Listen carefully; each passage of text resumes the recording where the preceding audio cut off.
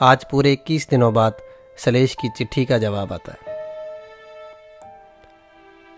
उस दिन मैं इंतज़ार करता रहा, लेकिन बाद में जब आपकी चिट्ठी मिली तो पता लगा कि तकनीकी खराबी के चलते संपर्क नहीं हो पाया। खैर, मेरी प्रमोशन हो गई है। अब मैं कमांड में हूँ, श्रीनगर में। अब ज़्यादा चिंता की ज़रूरत नहीं। अब हर गांव के लिए टेलीफोन का कनेक्शन लग रहा है। सरकार अब हर गांव को STD PCO दे रही है। तेरा बेटा अब अफसर है, इसलिए अब मैंने भी अर्जी दे दी है, जिससे अब हमारे गांव के लिए भी एक टेलीफोन का कनेक्शन मिल जाएगा और ये कनेक्शन हमारे ही घर में लगेगा। अच्छा है ना, इसी बहाने आपके पास भी कुछ 4 पैसे आएंगे और हमारी बात भी रोज़ हो जाया करेगी। बस तुम कुछ कागज़ पोस्ट ऑफिस में जमा करवा देना। धन्यवाद, पोस्टमास्टर। वाह ताई, सलेश तो पूरे गांव को जोड़ने की बात कर रहा है। समझदार है अपना सलेश। तुम चिंता ना करो, मैं खुद जाकर सारी कागजी कार्रवाई कर दूंगा। आप बस ये कुछ कागज़ हैं जो सलेश ने लिखे हैं, ये मुझे आप दे देना, बाकी मैं देख लूँगा। अब तेरे बेटे से तेरी बात महीने में एक बार नहीं बल्कि रोज़ हुआ करेगी। और अब तो मेरी छुट्टी। अब मैं किस बहाने आऊँगा ताई तेरे हाथ की चाय पीने। ताई मन ही मन खुश होती हुई। आखिर आज वो दिन आ ही गया जब पोस्टमास्टर टेलीफोन कनेक्शन वाले को गांव में लाते हैं।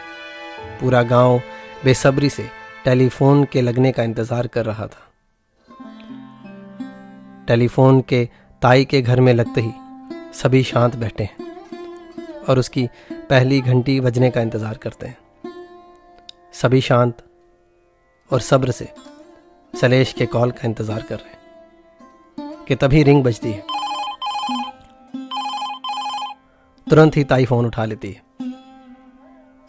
सामने से आवाज, अरे खंबे से बोल रहा हूं, टेस्टिंग चल रही है। सभी गांव के हंसने लग पड़ते हैं। ये खंबे पे लटके हुए लाइनमैन ने कॉल किया था। इंतजार और चलता है। दोपहर से रात, सूरज साफ ढलता हुआ दिखाई दे रहा है। एक रिंग बजती है। सभी सतर्क हो जाते हैं। ताई धीमे धीमे फोन की तरफ बढ़ती है। एक हाथ में छड़ी और दूसरे हाथ से माथा साफ कर ताई आगे बढ़ फोन को उठाती है। सामने से आवाज आती है, जय हिंद जी, मैं हवलदार बलदेव सिंह बोल रहा हूँ।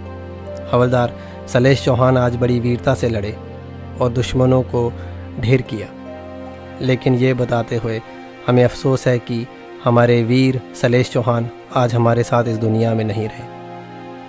वो बड़ी वीरता से लड़े और वीर गति को प्राप्त हुए। ताई जब ये सुन रही हैं कि उनकी आंखें आधी खुली आधी बंद, धीमे धीमे उनकी नज़रों से रोशनी गायब होती दिखाई दे रही। सामने सब धुंधला होता जा रहा है, कभी साफ तो कभी अंधेरा, तो कभी तेज रोशनी आंखों के सामने से चक्कर ला ताई को ज़मीन पे गिरा देती। अब ताई चुपचाप नीचे ज़मीन पर बैठ जाती।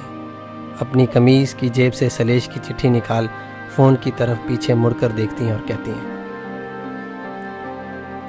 तुझसे अच्छी तो मेरी ये चिट्ठी थी।